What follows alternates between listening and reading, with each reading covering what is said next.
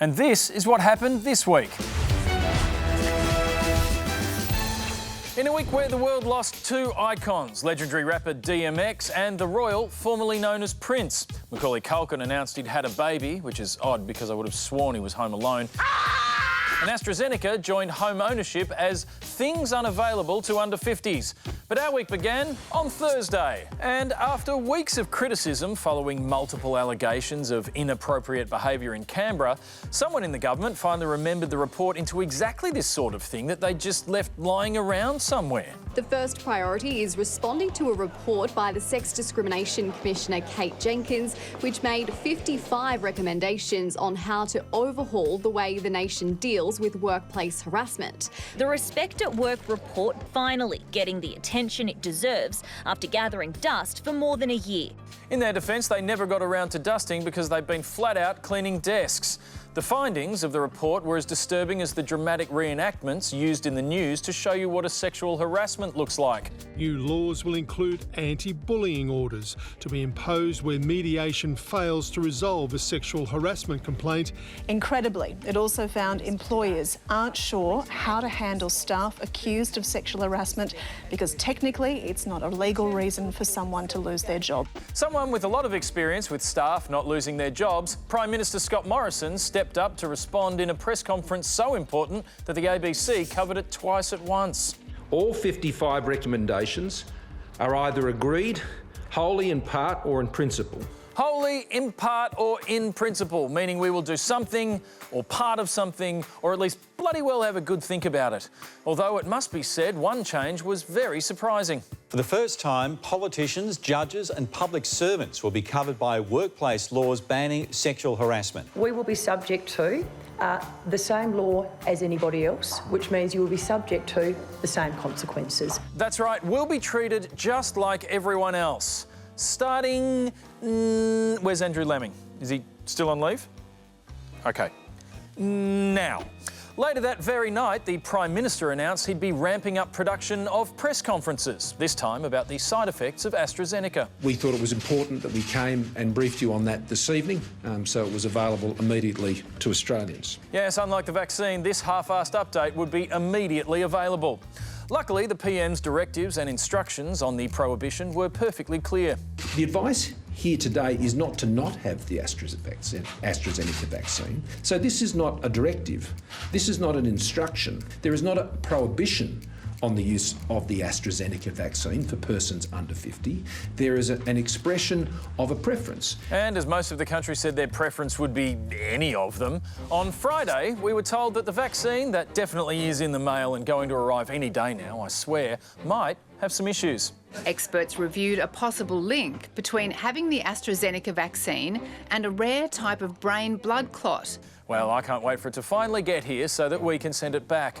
But first, just how big is this risk? The risk of this rare side effect is even, I think, less common than being struck by lightning or being taken by a shark. Yeah, I don't know about that. I mean, Australians can at least access sharks.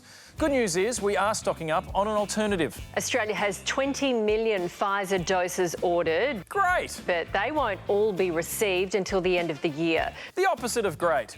So, in summary, which vaccine you want is completely up to you, and you can't have either of them because we don't have them anyway. We'll have more on the rollout later in the show. To the United States, where even the pandemic couldn't slow down the rate of mass shootings, with over 19,000 people killed by guns in 2020. Just last month, they experienced 2 mass shootings in a week and another school shooting only a few days ago. So this week, US President Joe Biden decided to do something radical. That radical something? Something. After a string of mass shootings, US President Joe Biden is launching a crackdown on America's gun violence. Today, I'm announcing several initial steps my administration is taking to curb this epidemic of gun violence. Enough prayers. Time for some action. Ironically, enough prayers, time for some action is exactly the kind of thing an action hero would say before going on a rampage. And Biden's choice of target was also surprising. First, want to rein in the proliferation of so-called ghost guns. I completely agree. Ghosts should not have guns. Clanking chains? Yes. Pottery wheels? Maybe. Guns? Absolutely not. So what are ghost guns? Are they guns tragically killed by other guns? No, they're actually completely untraceable weapons with designs that can be downloaded online and 3D printed at home. That's right, Americans have turned gun manufacturing into a weekend DIY project. Forget IKEA furniture. Want to know if your partner is the one? See if you can survive assembling an AK-47 together. And while other common sense gun safety measures enjoy support as high as 91%, the opposition also makes some good points. In a country where guns are enmeshed into the way of life and what it means to be American, there is huge resistance. People look at, they demonize firearms, and to what purpose? A firearm is no different than a hammer or a spatula. True. Just the other day I was cleaning my spatula and blew a hole in my omelette.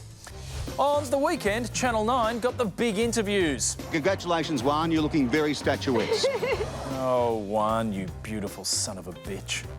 And the vaccine stroll out was back on News 24's agenda. This vaccine is highly effective and is highly recommended and safe for people over 50.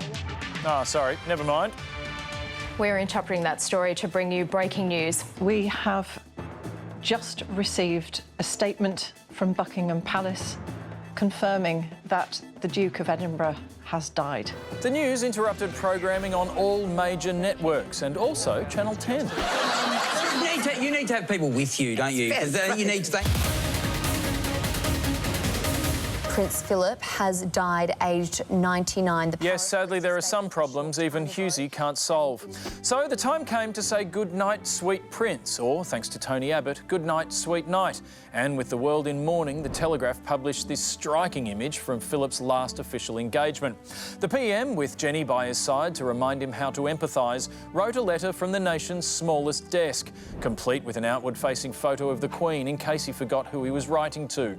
While outside Parliament, a 41-gun salute acted as a beautiful tribute to Prince Philip's famous hatred of birds. And in the UK, flags were lowered to half-mast in oddly compelling footage for those of us who'd bet on which flag would go down first. Come on, righty. Come on, righty. Oh, shit! Oh, that has ruined me. But it wouldn't be a fitting tribute to Prince Philip if there weren't also some public gaffes. News.com.au seemed to blame the Prince's death on Queensland's state drink. Channel 9 spelt his name wrong and used gorgeous sepia tones and a tasteful Philip impersonator to relive the Prince's most memorable quotes. Clangers like... British women can't cook. If it has 4 legs and isn't a chair, if it swims and isn't a submarine, the Cantonese will eat it. About a crude fuse box at a factory. Looks like it was put in by an Indian. To Aborigines. Do you still throw spears at each other? And to the President of Nigeria, dressed in tribal robes. You look like you're ready for bed.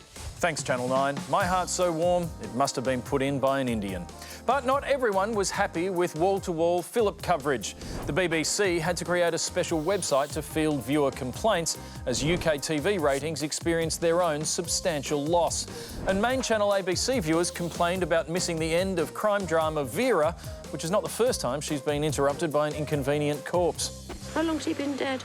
But what cannot be discounted is the lifelong devotion seen in the 73-year marriage between Prince Philip and Queen Elizabeth, beautifully summed up in this interview.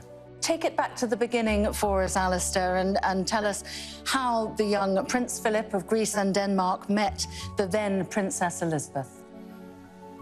Well, they were related. Queen Elizabeth hasn't just lost a husband, she's lost a cousin as well.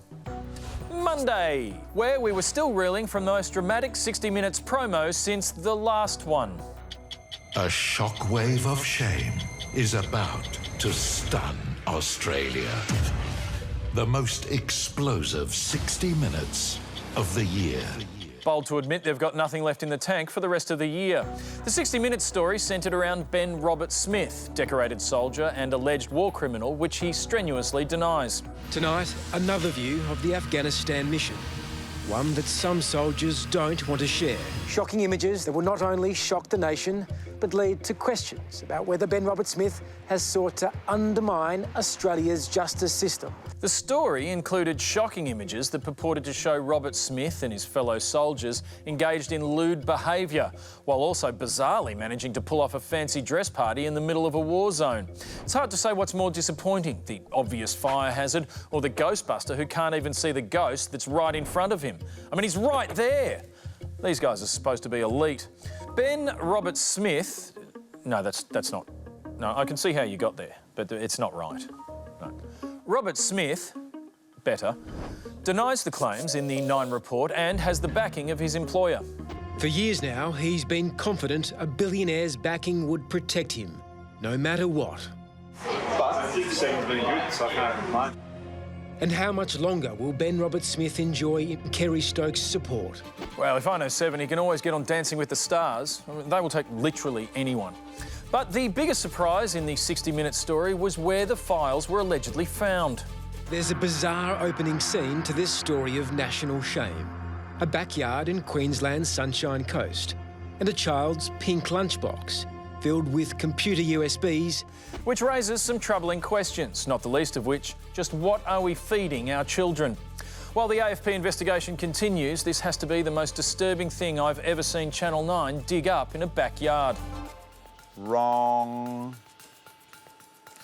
On Tuesday, and former Australia Post CEO Christine Holgate, who left after a luxury watch controversy... They got watches. ...appeared before a Senate inquiry yesterday to clock the government. Former Australia Post boss Christine Holgate put on her boxing gloves today and came out swinging. Dressed in suffragette white and flanked by Australia Post employees, Ms Holgate claimed the government's treatment of her was sexist. I was humiliated by our Prime Minister for committing no offence and then bullied by my chairman. I was thrown under the bus so the chairman of Australia Post could curry favour with his political masters. Well, we do know how much they love a curry. A curry for the country, I love it. I love Indian food. Holgate's testimony rattled the country as the visual storytelling masters at the Today Show sent Gabrielle Boyle to report live from a closed post office. Career highs and career lows. And focus turned to the PM blasting Holgate in Parliament last year. If the Chief Executive wishes to stand aside,